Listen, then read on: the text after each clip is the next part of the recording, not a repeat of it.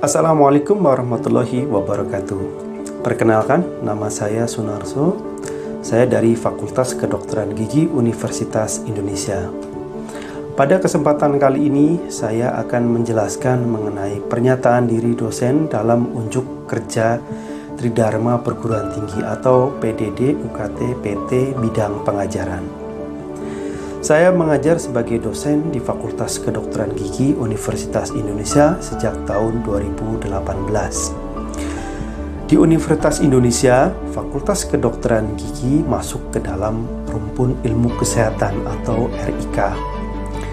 Pada semester ini, saya mengampu beberapa mata kuliah, baik mata kuliah fakultas maupun mata kuliah rumpun ilmu kesehatan.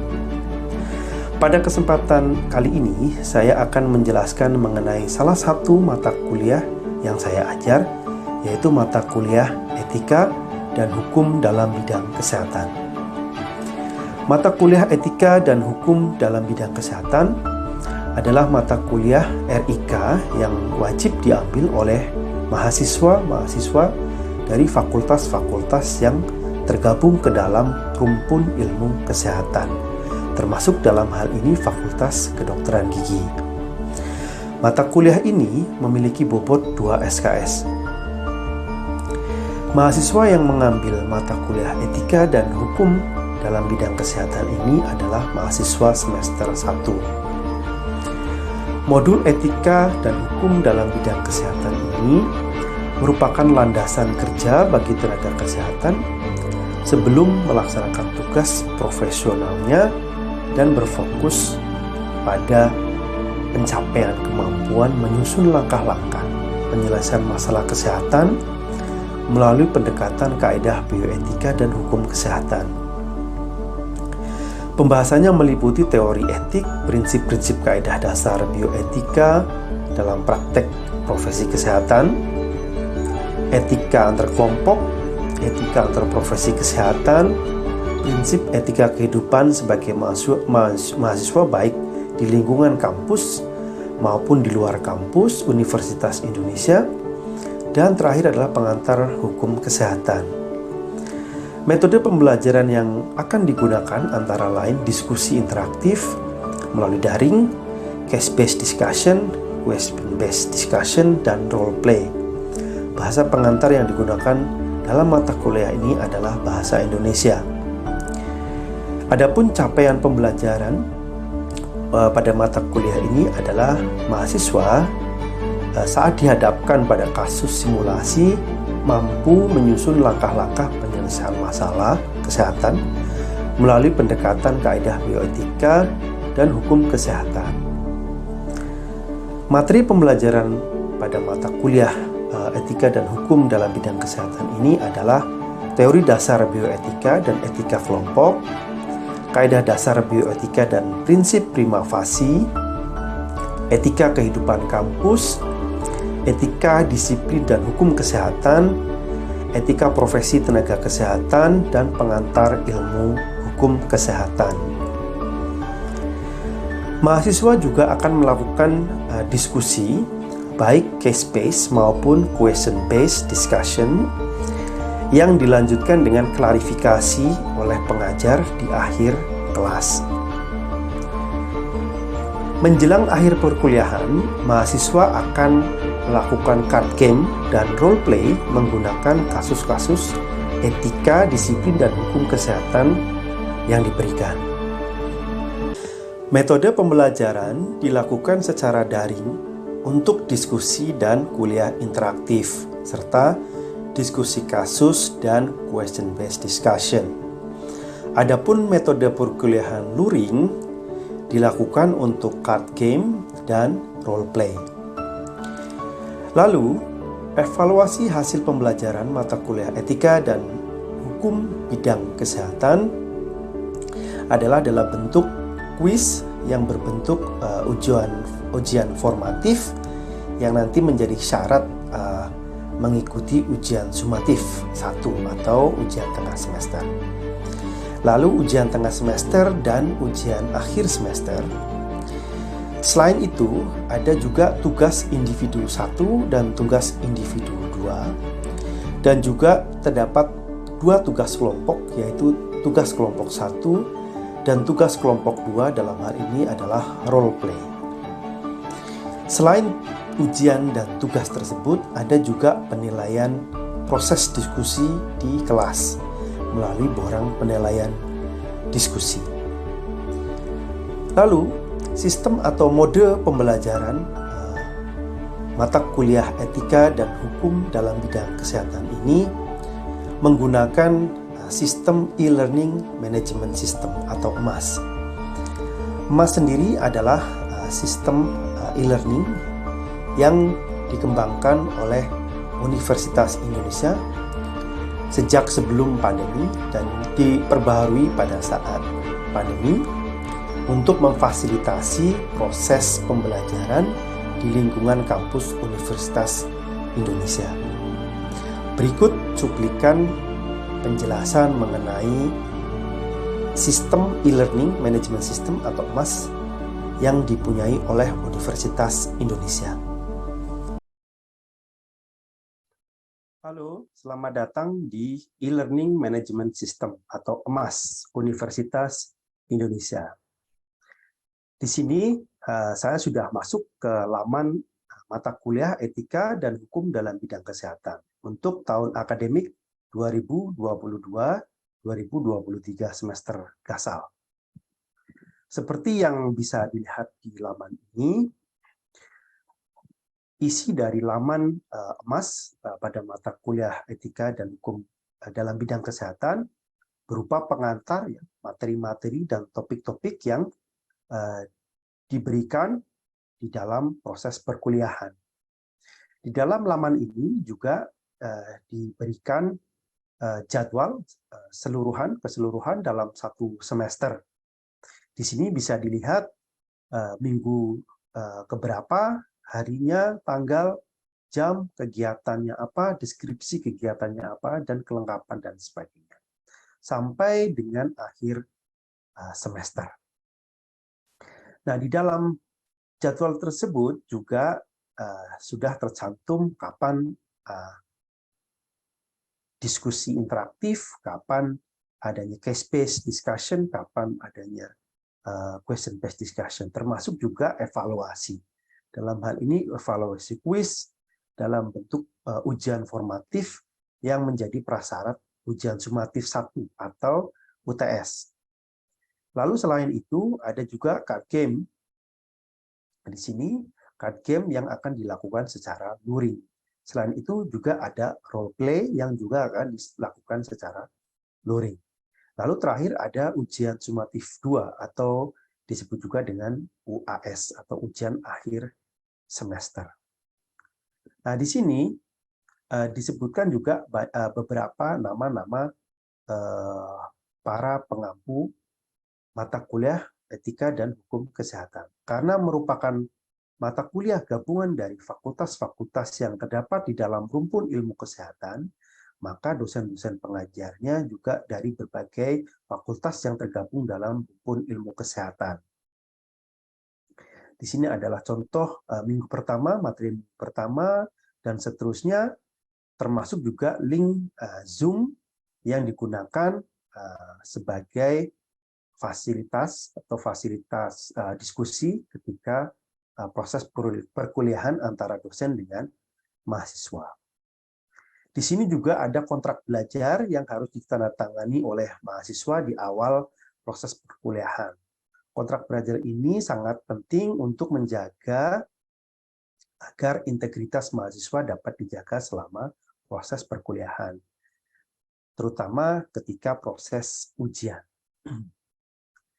Lalu proses diskusi interaktif pemateri dari narasumber dapat berupa asinkronus, kegiatan yang asinkronus artinya mahasiswa akan mendengarkan secara langsung, menyimak melalui Zoom meeting secara langsung oleh narasumber, atau narasumber akan memberikan rekaman perkuliahan seperti yang terlihat seperti di laman ini, yang nantinya mahasiswa akan menyimak dan akan membuat semacam ringkasan setelah melakukan diskusi terhadap video yang sudah disaksikan.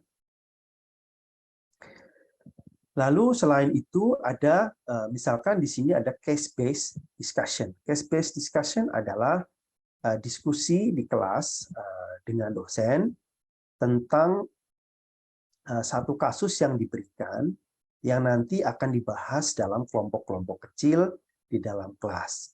Setiap kelompok akan memaparkan hasil temuannya, analisanya di depan dosen, lalu di akhir kelas akan dilakukan klarifikasi oleh dosen untuk memberikan masukan atau feedback terhadap hasil diskusi dari mahasiswa tersebut. Selain itu ada juga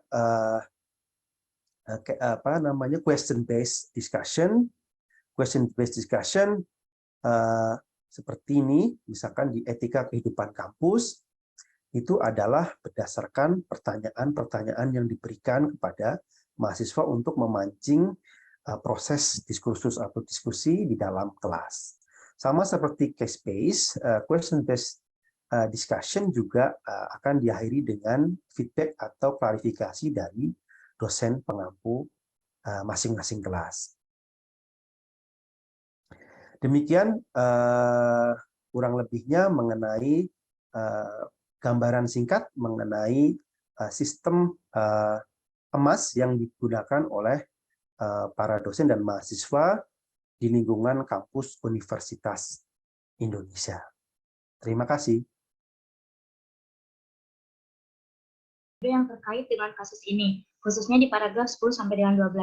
Berdasarkan diskusi kami untuk kasus ini memiliki nilai yang berkaitan dengan beneficence, yaitu yang pertama terkait dengan altruisme atau menolong tanpa pamrih, rela berkorban untuk kepentingan orang lain, di mana dalam kasus terdapat kalimat bahwa ketua RT dan petugas kesehatan mau memberikan penjelasan kepada warga setempat tentang protokol pemulasaran sehingga warga mengizinkan pemakaman Nyonya Merpati.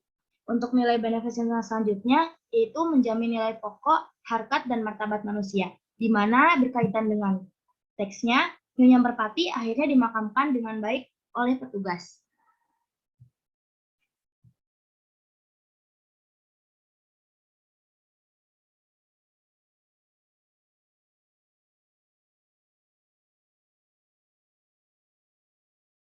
Selanjutnya akan dijelaskan oleh rekan saya. Baik, sebelumnya apakah suara saya terdengar jelas? Oke, baik. Jadi selamat siang teman-teman. Di sini saya akan menjelaskan terkait poin 3 dan poin 4. Di poin 3 ini kami menemukan nilai paternalisme bertanggung jawab terkait saya, yaitu di mana pada kasus tersebut terdapat pernyataan bahwa petugas tersebut bertanggung jawab untuk melakukan pemulasaran pasien dengan baik sesuai protokol kesehatan yang berlaku. Selanjutnya yang poin nomor 4 yaitu minimalisasi akibat buruk dapat kita lihat di mana petugas puskesmas sendiri melakukan pemulasaran jenazah Nyonya Merpati dilakukan sesuai protokol. Sekian dari kelompok kami, hanya 4 terdapat yang kami temukan nilai-nilai beneficent dalam kasus tersebut. Terima kasih. Oke, terima kasih untuk seluruh kelompok ya, dari kelompok 1 sampai kelompok 4. Kita ada waktu 15 menit ya, nanti jadi kita masih ada 30 menit kurang lebih, nanti 15 menit kita pakai untuk sesi tanya-jawab kalau ada masih yang perlu di ini ya. Tadi misalkan ada yang tidak setuju dengan apa yang disampaikan oleh teman kelompok lain, bisa disampaikan gitu. Atau ada yang mau menambahkan, silakan kita kasih waktu 15 menit.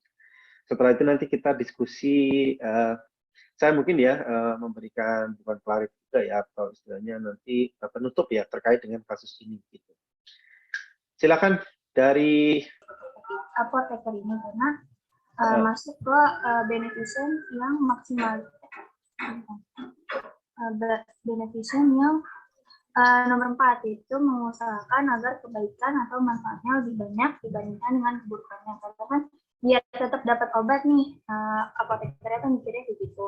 Tapi dia tidak memberitahukan ke dokter sama tidak memberitahukan ke pasiennya. Jadi dia melanggar otonomi, melanggar KDB otonomi di nomor 6 yang menghargai rasionalitas pasien. Soalnya kalau misalkan merek itu nggak ada, harusnya kan ngomong dulu, merek ini nggak ada, kira-kira maunya kayak gimana. Kalau misalkan emang pasiennya udah dewasa gitu, kekeh mau dapat merek itu, berarti kan dia bisa ngasih referensi nih apotek mana lagi yang bisa dikunjungin, atau kalau pasien itu mau nerima, berarti ya udah dikasih obatnya gitu. Jadi kalau dia nggak informasiin dan komunikasiin, berarti menurut saya dia melanggar rasionalitas pasien, Pak. Oke, jadi ada if-nya ya, Anissa ya, jawabannya itu ada if-nya tadi ya, ada kalau gitu ya, karena memang tidak ada. Nah, kalau menurut saya kalau misalkan belum jelas, ya nggak apa-apa itu dijawab, tapi dengan catatan ya, tadi benar misalkan Anissa ya, dengan catatan ini dia melanggar ini betul. Tapi kalau nggak ada sama sekali, kita harus artinya tidak bisa dijawab gitu. Misalkan tidak seperti yang tertera di kalimat ya, itu kan nggak ada keterangan lah sama sekali ya. Ya kan nggak bisa dijawab dengan tadi yang tadi terakhir Anissa misalkan ya, autonomi ya, autonomi benar ya, tadi ya. Ya, Tapi yang tadi yang benar itu beneficent tadi. Jadi apoteker itu mencoba untuk memenuhi, untuk memberikan yang terbaik untuk pasien karena kan nggak ada stoknya, ya kan? Jadi kita nggak ada stoknya, terus diberilah merek lain gitu. Kan berarti dia sebetulnya sedang mencoba gitu ya, belum sampai ke sana, tapi mencoba untuk memenuhi beneficent ya. Karena kalau beneficent ya sesuai dengan yang terresepkan oleh dokter ya. Cuman karena kondisinya di apotek dia tidak ada, maka dia mengganti merek. Jadi tapi dengan intensi yang dia berusaha untuk memenuhi kaidah beneficent gitu. Nah terus tadi ada justice nggak di sana?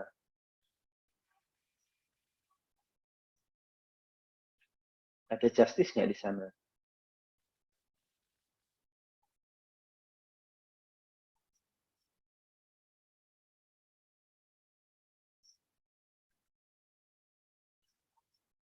Melanggar nggak atau dilanggar nggak? Adil nggak pasien? Dari sisi pasien ya. Adil nggak? Ada kata saking sibuknya itu. Nah ini yang dibikin pelik emang sengaja kalimatnya ya, dibikin pelik itu. Jadi dia saking sibuknya mengganti ya benar ya, saking sibuknya mengganti asisten juga dapat mengganti obat dengan sesuai dengan persediaan rumah sakit. Jadi saking sibuknya sebenarnya ini agak ini ya, itu jadi perdebatan panjang, saking sibuknya mengganti. Tapi di sini tidak ada pernyataan menggantinya itu diem-diem atau menggantinya itu diberikan diinform konsenkan ya.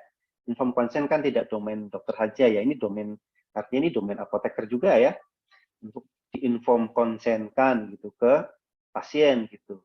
Kalau tidak ada inform konsen maka tidak ada, berarti dia kan pasien, istilahnya pasien itu bisa saja merasa tidak adil dengan cara seperti itu dari sisi pasien ya. Jadi tadi justice apa aja kan silakan dicek sama ini atau tidak gitu ya, memenuhi atau tidak dari situ. Nanti itu satu ini ya, satu kriteria. Tapi memang ini kurang lebih nanti terkaitnya itu dengan justice dan beneficent gitu, justice dan beneficent. Walaupun kalimatnya itu agak sedikit rancu, ya. Memang disengaja rancu.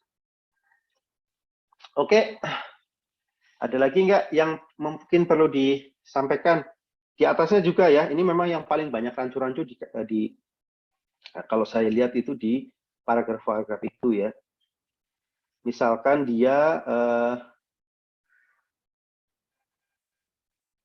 yang kalimat atasnya, ia teringat berarti apotekernya ya, ada 2 pasien yang tadi tidak sempat dijelaskan informasi obatnya secara lengkap. Gitu. Jadi si petugasnya ini lupa kalau ada sebagian yang belum dijelaskan secara lengkap. Kira-kira itu melanggar apa?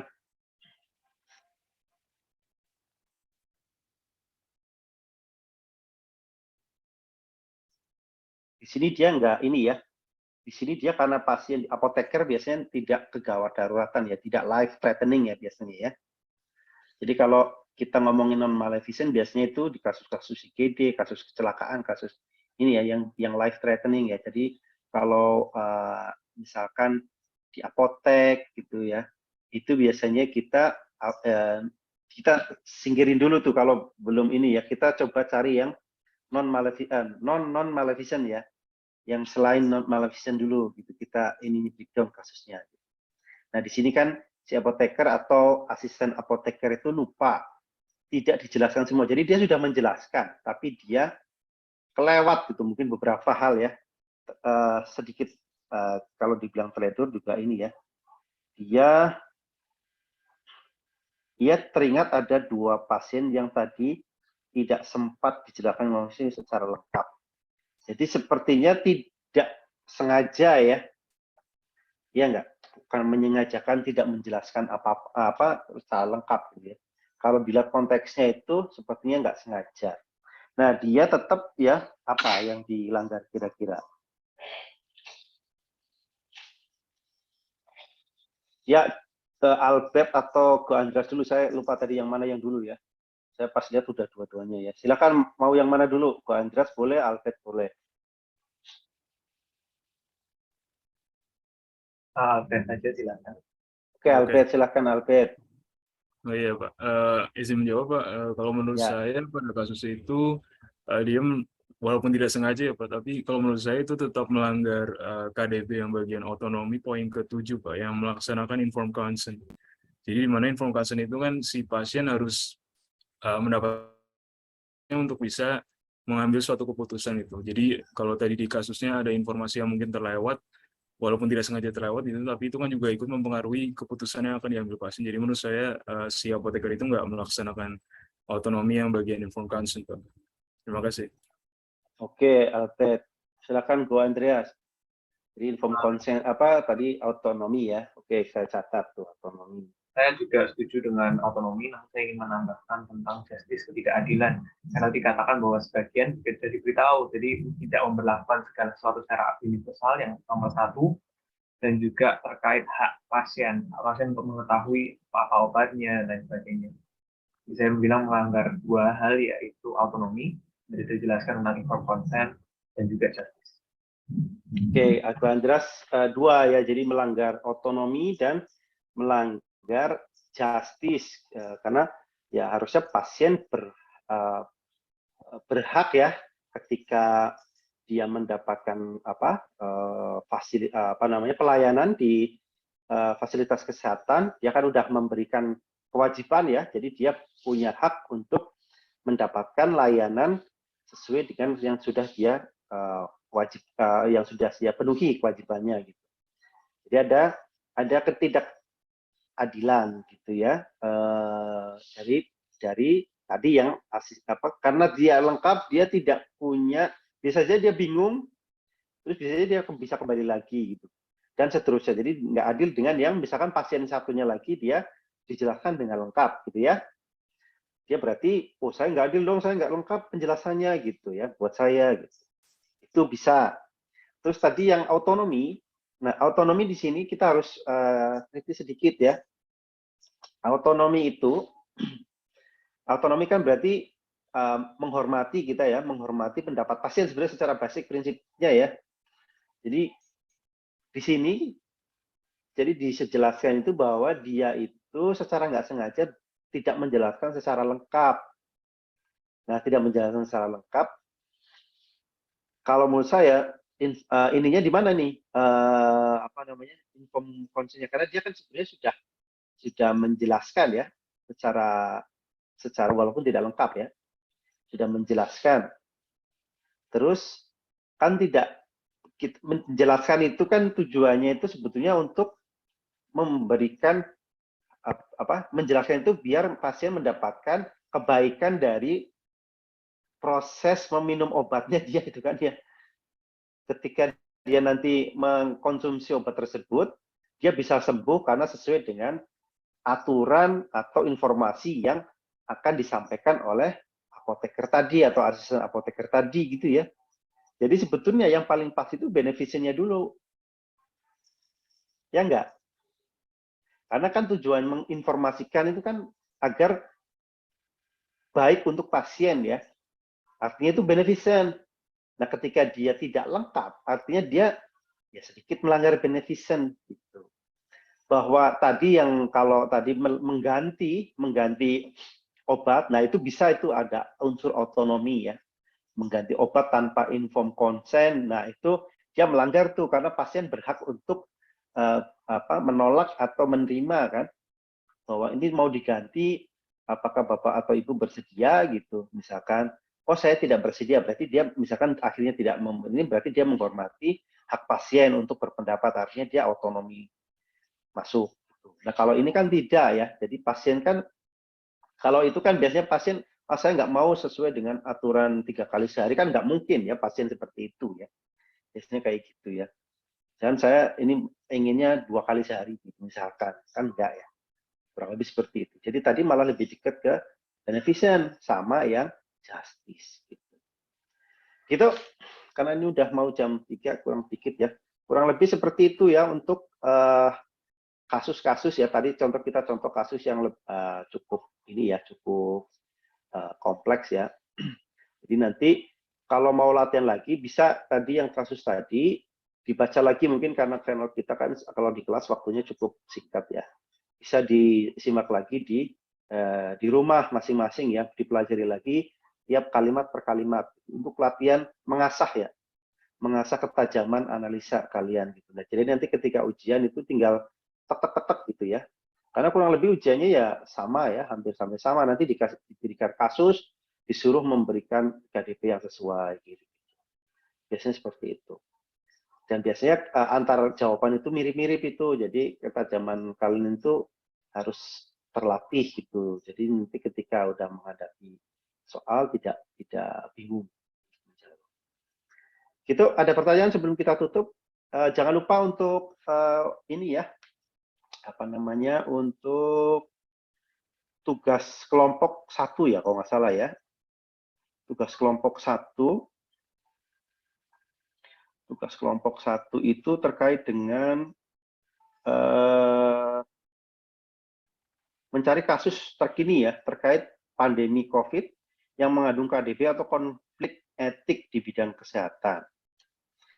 Bisa dari berita media massa ya, sosial maupun yang lain ya. Jadi nanti dibagi menjadi, lalu hari Jumat ini berarti ya ada formatif ya, kalau nggak salah ya. Jadi formatif itu akan dibuka selama 24 jam. Formatif itu nggak akan dinilai, tapi hanya untuk evaluasi bahwa selama mid semester ini apakah materi-materi yang sudah disampaikan itu masuk atau tidak gitu ke kalian gitu. Maksudnya udah diterima dengan baik atau tidak, atau sebenarnya masih penerimaannya itu masih kecil gitu, untuk evaluasi setelah mid semester. Tapi itu sebagai prasyarat untuk UTS, jadi harus di-remind tuh, dikasih reminder ya di HP masing-masing, kalau perlu 2-3 kali ya remindernya ya, biar nggak lupa di-remind, di alarm atau apapun ya. Silakan dibuka tanggal 7 jam 4 kalau nggak salah, jam 4 sore sampai berarti 24 jam sampai hari berikutnya ya. Jangan sampai lupa, nanti saya juga akan ingetin terus ya di kelas perwakilan Bu Andreas nanti ya, saya ini ya. Karena biasanya ada aja tuh yang kelewat, tapi biasanya dulu sih nggak ada di kelas saya ya, tapi ya untuk jaga-jaga ya. Karena resikonya kalau nggak ikut UTS otomatis nggak lulus ya. Gitu ya. Jelas? Sebelum kita tutup, ada pertanyaan? Jelas ya, jadi ada tugas kelompok 1 dibagi 2, cari berita ataupun berita media massa maupun sosial ya terkait dengan kemarin kasus-kasus COVID yang ada konflik etiknya atau ada unsur KDP-nya, dibikin PPT. Tidak boleh sama dalam satu kelas ya, jadi dua PPT ya, seperti itu. Lalu yang selanjutnya tentang formatif, jangan lupa untuk dikerjakan hari Jumat jam 4 sore kalau nggak salah. Sampai ketemu lagi di pertemuan berikutnya ya, mungkin setelah formatif.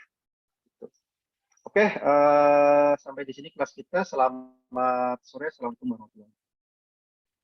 Waalaikumsalam, selamat sore Pak. Waalaikumsalam. Terima kasih.